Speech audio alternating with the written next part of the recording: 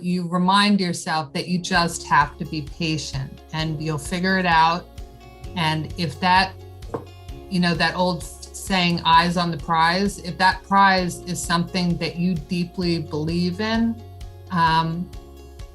you'll keep at it.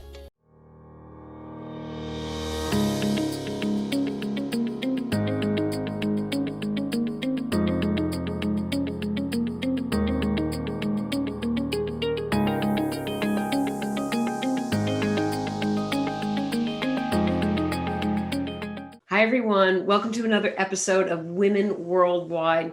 Thank you for tuning in, for being here, and for sharing the shows, and also sharing how you're doing, and more importantly, how you are feeling. Well, I'm really excited about today's episode because the topic is near and dear to my heart. So let's get right to it. Now, we have covered the topic of books from the perspective of books to be published, how to publish them, how books lend thought leadership, they help with your reputation and credibility. But today we're going to look at books from a different angle. It's from the angle of children and reading and getting books into the hands of children. With technology today, it is so important for children to have books in their hands for their development. And this is the perfect segue for my special guest today. Joining me on the show is Daly. And Abby is the founder and executive director of the Bridge of Books Foundation, which is a volunteer-led nonprofit organization. And Abby's organization has distributed in excess of 1.3 million books to underserved children in the state of New Jersey since 2003. Now, before Abby founded this organization, she was an attorney with the state of New Jersey. So rather than me going on and on, you get to hear from Abby. She'll share her journey. And Abby, it is wonderful to have you on my show. Welcome. Thank you. Thank you for having me. Oh, it's my pleasure. I absolutely love what you're doing because I am a firm believer in reading to children, how it helps them in their development. And maybe before we dive in, you could just give us a little bit about your background, the career path, and why you launched Bridge of Books Foundation. Well, it's pretty simple. I was an attorney for the state of New Jersey, as you mentioned. I was involved in children's rights cases, and I was about to have my first child, and I was lucky enough that I was going to be able to stay home, but I wanted something to do while I was at home. And the opportunity to launch Bridge of Books in New Jersey really sort of fell into my lap, and I grabbed it and ran with it. That's awesome. I know that, so it is a big passion of yours. And I think you even have a TEDx talk that you gave, which was Bridging the Gap. What did you want people to understand from that talk, and what was the main message? I think the main message was to raise awareness about what I really saw as the existence of two New Jerseys. And I think that probably is a similar existence in many other states across the country. And really that boils down to the fact that there's a group in New Jersey that recognize the importance of books, that has the ability to go to libraries, to go to bookstores, to have new books, and really there are no barriers to having those books in the home. And right in New Jersey, within New Jersey, sometimes as close as 20 minutes away, there are children who don't have access to books in their home schools or communities. And, with some families who are worried about keeping a roof over their head, meals on the table, keeping jobs, the opportunity to have books is just not there. And really, I think that's where the name comes from, Bridge of Books, building that bridge between communities. And I think ultimately that was the message that I wanted to get across in the TEDx talk. That's a really important message. How do you create that bridge? How, with in excess of 1.3 million books being delivered. What does that look like? And how are you getting the books into their hands? One donation at a time. Really? Really, it's when I started out, it really, as I mentioned earlier, it was something that I wanted to do, and something to sort of keep my brain occupied. I had grown up with books. I knew from working in children's rights cases that there were families and a whole segment of New Jersey that could probably use books. And as I started to talk to people across the state, the real gap in access to books among children became apparent to me. And through some partnerships that I built with organizations that knew where the need was in their own communities, I was able to leverage that. They would come and pick up books and bring them and distribute them to communities. And, we slowly built the availability and the reputation and spread the word about our mission throughout New Jersey to basically schools really are the main source of distribution. But as we'd like to say, we'll go anywhere that we can find kids who need books. So that's food banks, community centers, agency service providers, various service providers, the prison systems, jails, and it sort of really has been one donation at a time, one provider at a time. And, something that we believe in is that we're not a single donation organization, because kids who get books today, they need books a month from now. So many organizations we've been working with for 10 plus years. Some have been with us since the beginning, because kids need ongoing access to books. Absolutely. Well, you mentioned your days as a lawyer and recognizing the need. Do you feel that being an attorney or some of the skills that you've culled over the years, that they helped you to become an entrepreneur and to launch your foundation and to be able to work with all these organizations? How did that transfer over? I do indeed. In the initial days, I think being an attorney helped me with trying to figure out all the IRS ins and outs. I can only imagine. Yeah. It gave me the wherewithal to just not give up and eventually figure it out. And I did make mistakes because, I was not an IRS attorney before I started this. But I think, it's a lot of looking at situations and trying to push people to think outside the box, like negotiating skills, just talking to people, maybe suggesting a different way of looking at something, which is kind of what I did as an attorney when you're trying to get services into a home and, really just not giving up. You set this goal for yourself. And when you're an attorney, you're representing your client and you're trying to figure out how to get to their goal, what they want. And really it's trying to get to our goal. Our client really is our mission. Sure. And so that's always what we're trying to satisfy. And it's something, as I just said, because kids need ongoing access to books, it's an ongoing process that needs to be adjusted as times change, as kids get older. Kids have different needs, just like your clients have different needs. So it's sort of trying to anticipate. So I think a lot of those skills did carry over. I never really thought about it, but they do. I like it that you said think outside of the box. Sometimes you think about a lawyer, you don't necessarily think about creativity in the negotiating skills. We had another guest on the show, Gina Rubel, and she was saying how as an attorney, as a litigator, you have to be creative. So you are the second attorney who has talked this way, which is interesting. What would you say is your greatest success or most gratifying with what you're doing? And then maybe speak to a challenge as well.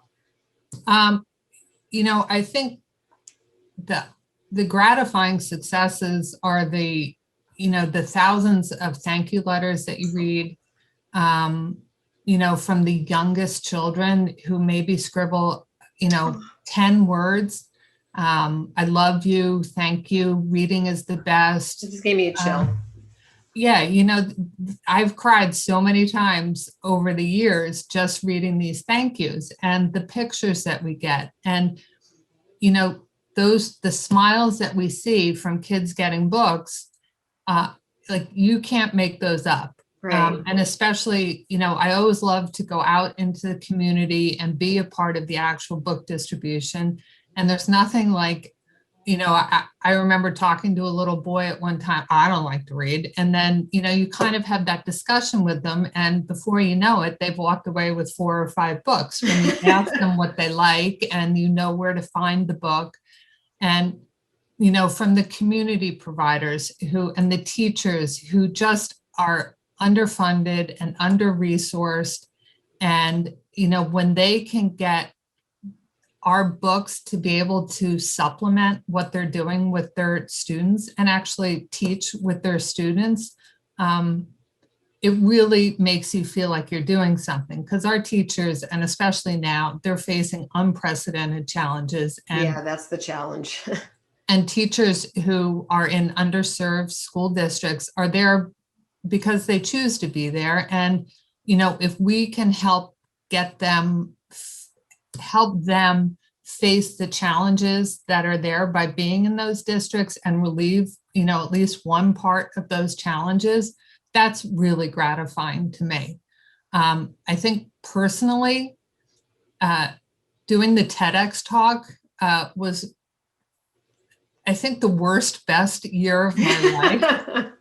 Yeah, there's a lot of preparation in a TEDx. Yeah, that was huge on so many levels. But that, I think, was sort of a real turning moment for me in terms of advocacy and thinking about things and, learning how to present Bridget Books and as an organization, because the first submission that I did was, what I ended up presenting was light years different from how I started out. It was an incredible experience, and it was a tough experience. Well, you mentioned, well, congratulations on your TEDx, by the way. And I've heard that the way you start and how you come through the process definitely changes the way you present it. At times. My family said to me, why are you still doing this? I think 8 months into this, they asked me to resubmit my proposal. Oh my. And my family was like, forget it. But by this point, I had dug my heels in and I didn't even tell them.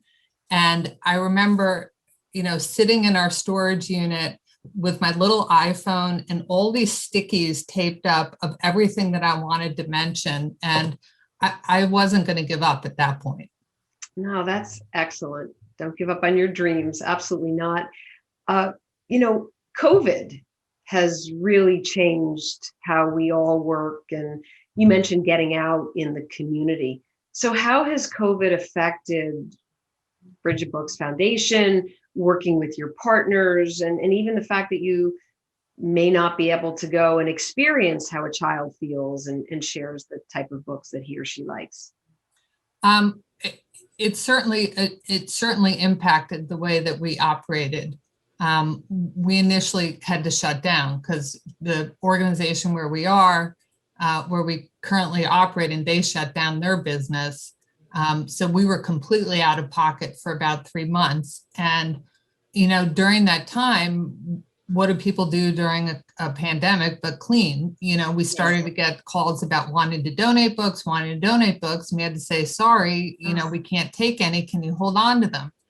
But then somewhere, I'm going to say maybe in June, we actually started to get a couple of requests for books. Like people were starting to figure it out.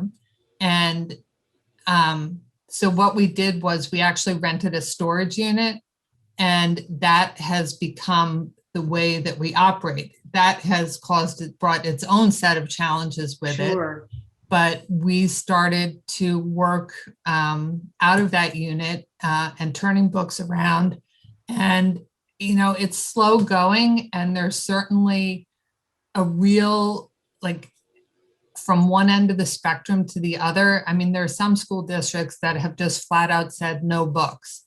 Other school districts have kind of come to the realization that, you can put books out and you can do it for the students in a way that is safe and let them have the opportunity to choose. There's one district where the librarian takes the books around on, actually several do that, but the librarian said, the digital support is so abysmal, like these books are really filling a gap for them.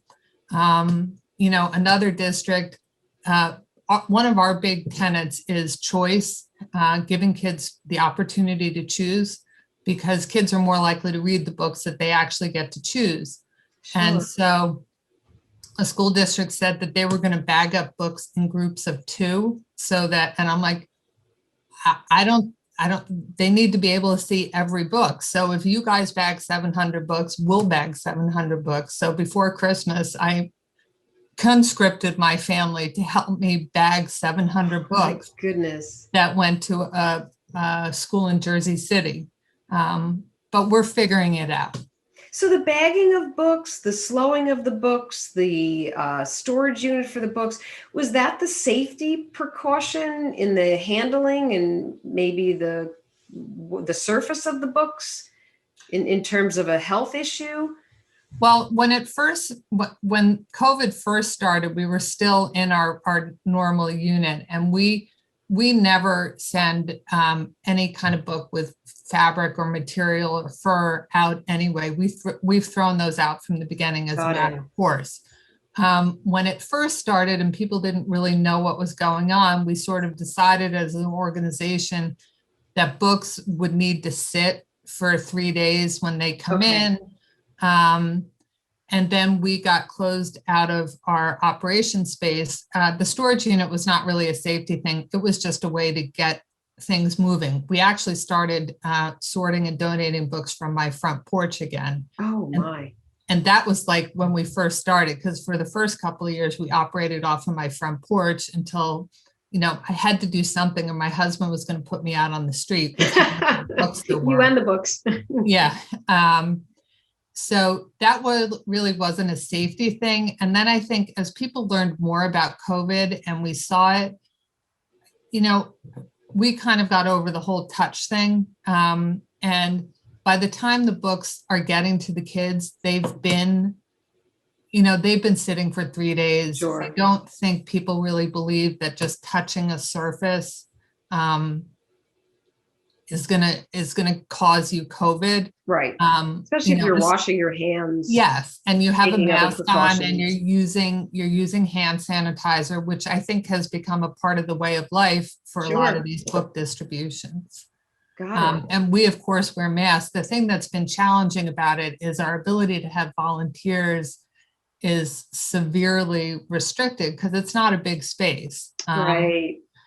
So that's something so 6 foot distancing. That's it's a challenge. Okay. It's a challenge right now. That makes but we're figuring it out. No, absolutely. And keep figuring it out. What do you think was your biggest aha moment, or even an uh-oh moment, in the sense that it was a learning moment that stuck with you at some point in your career? I think I was thinking about that. And one of the big ones, which was kind of a surprise, and maybe this is sort of a function of the way that we've always operated, is after I did the TEDx talk, a local PR firm wanted to get involved and help us. And I went to sit down in a meeting with them. And I said something about, well, I think, we've been in Bridge Books in Monmouth County in our county for a long, long time. And I said very nonchalantly that I think a lot of people know about us in Monmouth County, or we're pretty well established in Monmouth County. And this guy looks at me and says, I've lived here my entire life. My business has been here my entire life. And I didn't know about you. I was like, oh. So, no. and that's sort of something, I mean, I don't know if that's an uh-oh moment, but it was a learning experience that, Sure. just don't take things for granted, and you need to remember your home base. And maybe I need to get our name out there more, in terms of what we do.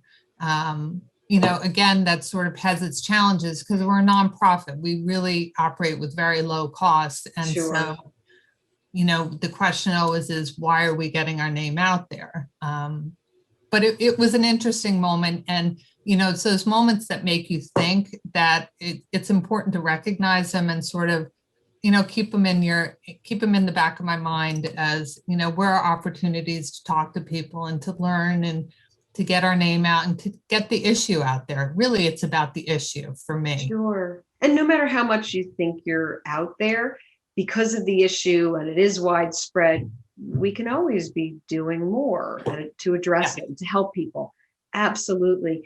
What keeps you focused, motivated, especially during these times where we're figuring out video conference calls and less interaction? So what are your tips on that? Um, I think it's the goal. I think it's our underlying mission. I think it's, the statistics which talk about, how poor the reading rates for underserved populations are in fourth grade. I think it's the past year of listening to stories of, somebody coming to pick up books and talking about how many kids are sitting around outside the McDonald's to try and get access to Wi-Fi. That's a little bit off point of our mission, but I think it wraps back into it because Sure. that whole digital divide has been amplified and magnified and, made so much more wide because of the pandemic. And the kids who needed our books beforehand and who are on the short end of this digital divide, they're even worse off right now, and they need our books even more. Not that getting 2 or 3 books from us is going to completely erase what they're calling now the COVID slide, but it's going to help mitigate it, and it's going to help these kids just on a number of levels. I think that's really what keeps me focused and reminding myself to just be patient. Like this didn't happen in a day, and it's certainly not going to be fixed in a day, but keeping that discussion alive, and trying to get more books out to whomever is going to help. Absolutely. I appreciate your patience and stick-to-itness. So I can't even believe we're at the question where you get to give parting advice to others. So what would you say, Abby, to everybody out there, Women Worldwide audience, about the stick-to-itness and the patience and how they too can stick with their dreams? I think challenges come, and day to day things can change 180, and I think it's important to be patient and persistent, because persistence without patience can lead to a personal implosion. And having had a few of those, Sure. you remind yourself that you just have to be patient and you'll figure it out. And if that old saying, eyes on the prize, if that prize is something that you deeply believe in, you'll keep at it. And if you find yourself wandering away too much, then maybe it's time to think about something else. It's that goal that keeps me motivated, of getting books into the hands of kids who need them. Yes, that goal. Eyes on the prize. I really like that. Abby, last question. Where can people find out more about you, your foundation, and even how to get involved if they want to volunteer or donate books? Obviously, our website, bridgetbooksfoundation.org. We're also on Instagram. We're on Facebook. And when I can figure it out, we are on Twitter as well. Yes, lots of people are still trying to figure out Twitter, Abby. Well, what a pleasure to have you on this show. Thank you so much. I really appreciate your time, your advice, and just sharing your journey. It's great what you're doing. Thank you so much. I appreciate it. You're welcome. And thank you to all of you for tuning in. And please, if you have anything to share, of course, we say keep the conversations going and the feedback coming. You can always find me on Twitter. I'm at D Breckenridge, and ask me a question, and I would love to connect with you there, or on LinkedIn. Okay, friends, until our next episode, be safe and, of course, stay focused, energized, and feeling empowered. Thank you.